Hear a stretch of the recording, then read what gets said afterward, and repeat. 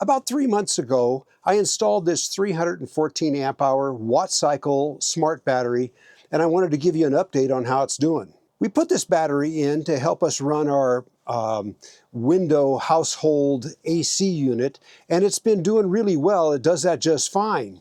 I originally had two 100 amp hour LiFePO4 lithium batteries in here, and putting this one battery in here was all I was going to do because it's 314 amp hours all by itself.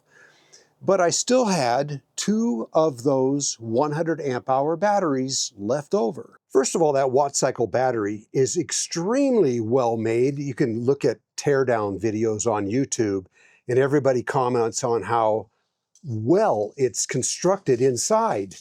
There has been a bit of a misunderstanding about how it works in parallel.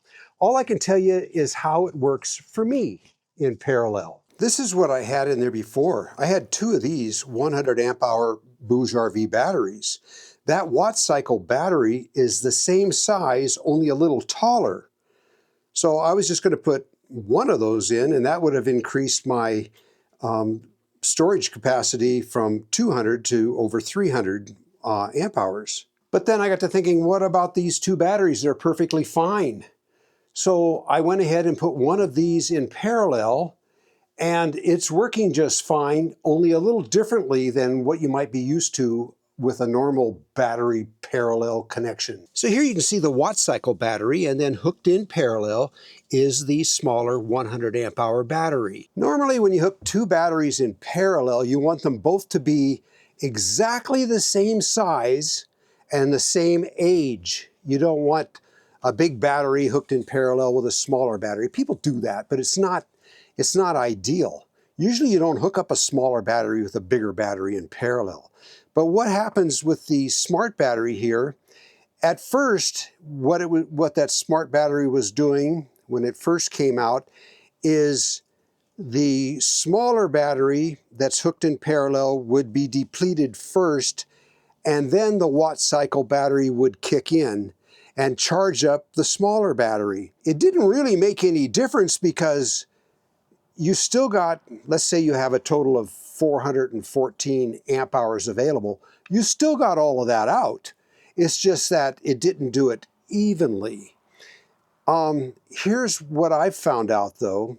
They put in a new parallel connection setting in the Wattcycle battery app.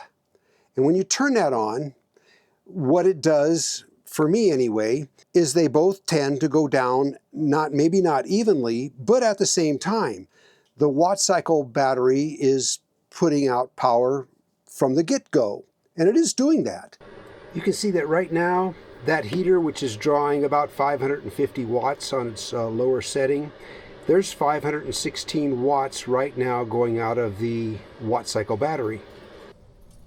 And now, with just the refrigerator on and the fan in the toilet down here running, you can see, and a slight charge going into the smaller battery, you can see that the Wattcycle is still putting out about 80 watts. So it is sharing the load in parallel mode. Because the refrigerator's drawing about 45 or 50 watts, that toilet fan drawing down there is about, that vent fan's drawing about 6 watts. And it is raising up the level of the smaller battery, so it is charging that back up again too. Point being here, it is sharing the load. So you can see that the Wattcycle battery is operating the way that, more like the way it should. I don't know that they're both draining down evenly or not, but they are both going down.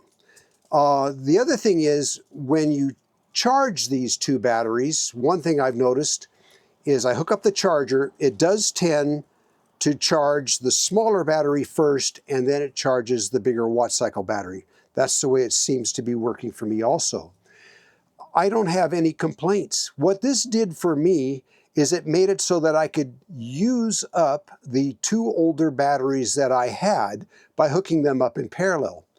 It's doing that for me, and whether you need something like that, I don't know. Originally, I planned on just having just the Wattcycle battery, but hooked in parallel, it's doing just fine. The other thing is, Because the Wattcycle battery is so small for its storage capacity, I'd like to have 2 of them down there and have over 600 amp hours of power. That would be fantastic. But in the meantime, I'm perfectly happy with what I got. It's working just fine. Anyways, that's the update I wanted to give you. So I think the Wattcycle battery, besides being very well made, it's also functioning very well. I'd have to give it a thumbs up. That's my update on the Wattcycle battery. Hope it helps you out, and we'll see you around.